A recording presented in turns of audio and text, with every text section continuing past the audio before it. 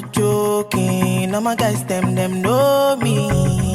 Hello guys, what's up and welcome back again to my YouTube channel.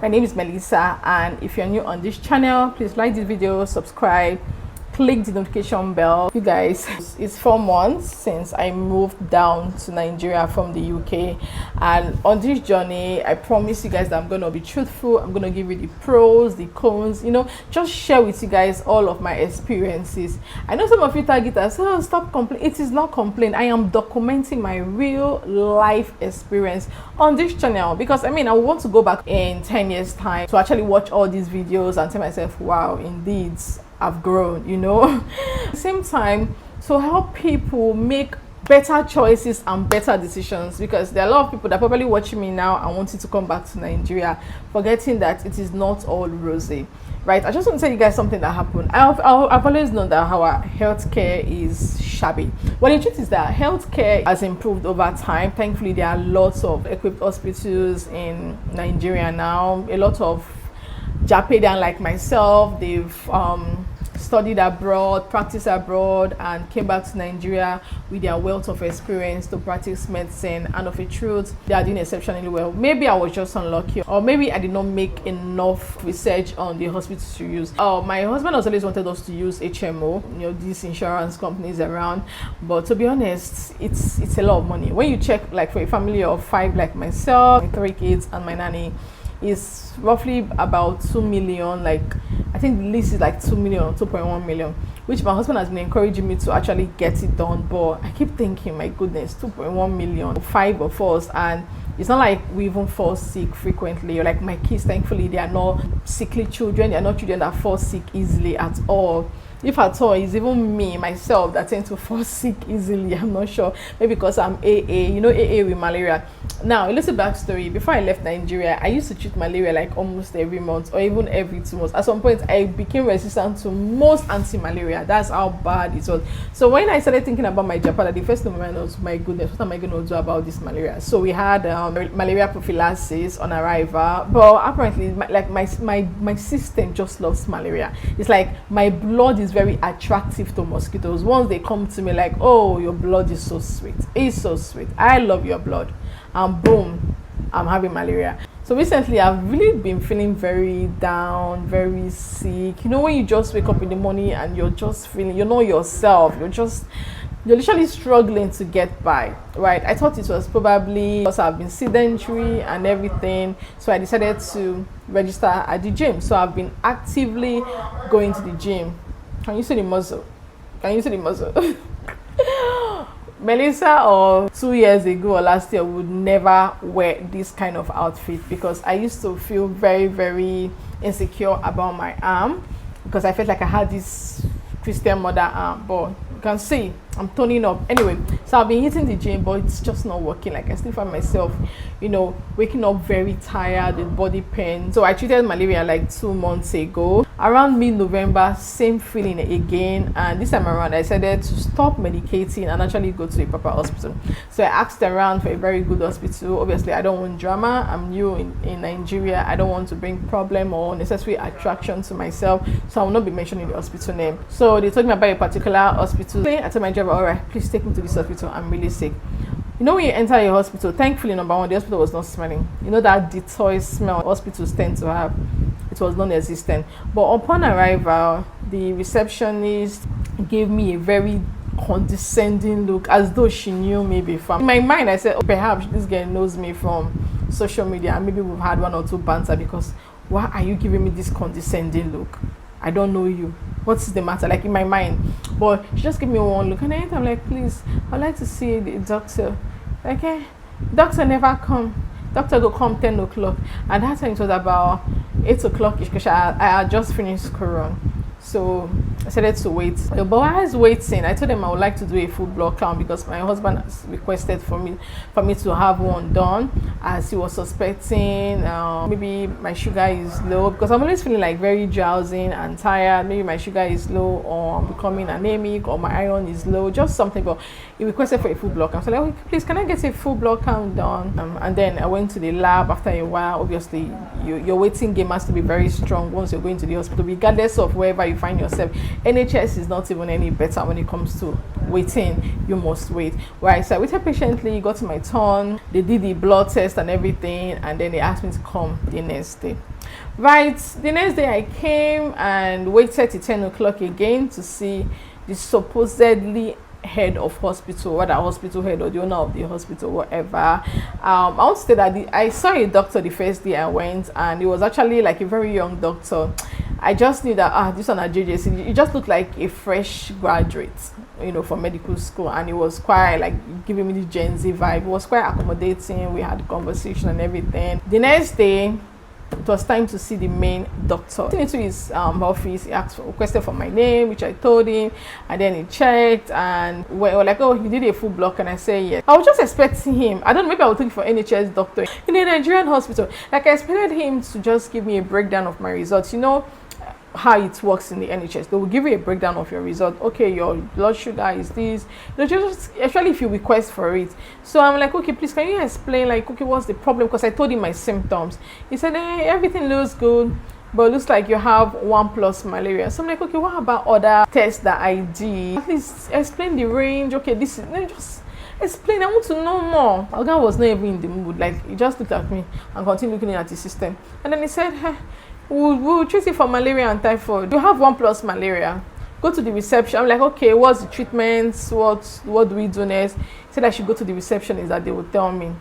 So I'll have to walk out of a doctor's office and go to a receptionist to know what is wrong with me.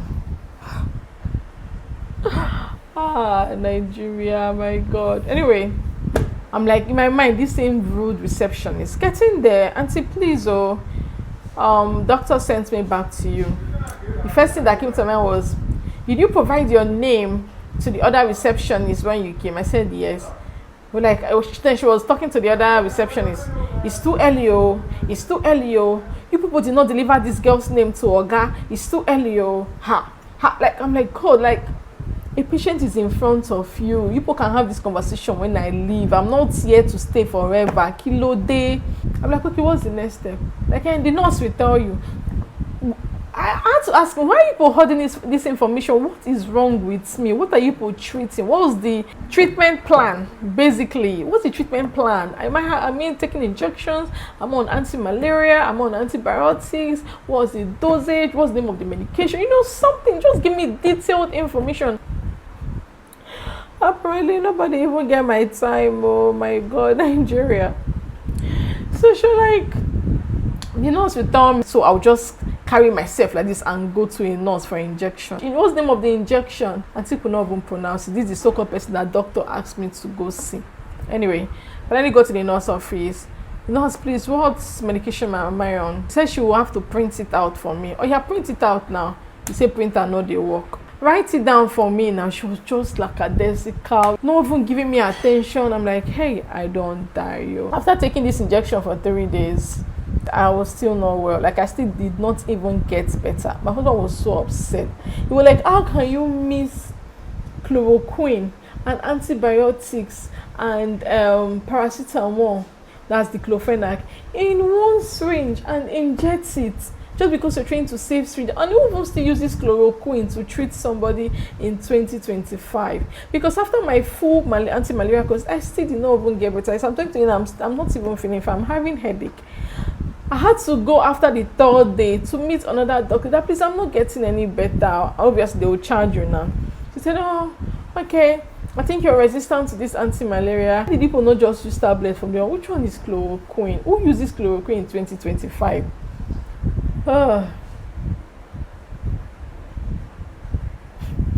Guys, I don't know. At this point, I'm already looking for another hospital to go to, another hospital where I can get better services, because I cannot, like, I'm like, is this the hospital I'll bring my kids to should they fall sick? Thankfully, my kids have been well, very healthy, hale, hearty, bouncing. They've not been falling sick at all. Glory be to God. But should they fall sick, is this the hospital I'm going to bring my kids to? Make your job. Right now, I'm looking for another hospital, because I'm so sorry I'm sounding this way. I'm just feeling so weak and sick. Like, malaria is something I've always dealt with all my life. Maybe because I'm AA genotype. but and when it hits me real bad. So apparently it seems as though I'm going to be treating malaria monthly till I leave Nigeria. And the funny thing is that I have never for one day heard when or seen my mosquito or even feel like there's mosquito around. Like I have absolutely never.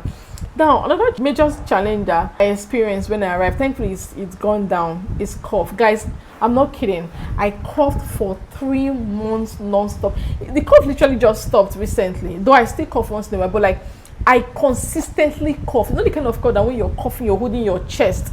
I came back with antibiotics. I took full 1 week antibiotics because the cough did not go anywhere. I was coughing. Hey God. I'm like, at some point, I'm sure my driver will be like, oh God, is this girl well? Like, hope this girl does not have tuberculosis or one serious sickness and transfer it to me. I beg go, make I no carry with you. I don't know. I was always feeling embarrassed, always coughing. Apparently it's the environment. My husband said, my system is trying to, get used to the environment. I don't know, because it's actually very dusty. But then again, I coughed. And again, I'm just grateful that my kids are fine, because I feel like the only thing that will just make me wake up one morning and say I'm not doing again if should my kids fall sick, or let's say my kids fall sick consistently, I'll just tell myself, it's over. But thankfully, they've not been falling sick. They've been doing so well. So thank God for that. But yeah, right now I'm looking for another hospital because I cannot even come and die. I cannot come and die. Nigeria is Nigeria. I know I'm sounding like a broken record at this point, but if you're planning on coming to Nigeria from the UK or from any other country, Europe, wherever, just know that these and many more are the things you're most likely going to face. Our healthcare system is in shambles. The only positive thing is you can wake up in the morning and see a doctor and say, oh, I need to get checked. I need to see a doctor today, and actually see a doctor.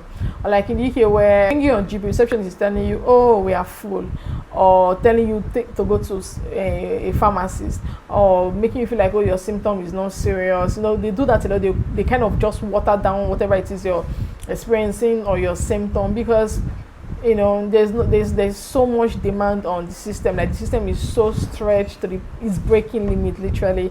But here you can wake up one day and decide to just see a doctor and you get sent. And that leaves me asking, why can't we just have it all? Like seriously, I love Nigeria. I really love Nigeria. Like I've never felt, I was telling my husband yesterday, I've never felt this relaxed, I'm not owing credit card, peace of mind in a very, very long time. Like I don't clean. I have someone that comes to clean the house twice a week. As in, I don't do stuff like that I used to do. Like, I'm not stressed. Like, when it comes to stress, my stress is zero. In fact, I'm even over-relaxed. I love Nigeria. Like, I actually do love Nigeria. But sometimes I just wish we could have it all. Like, I wish we could have it all.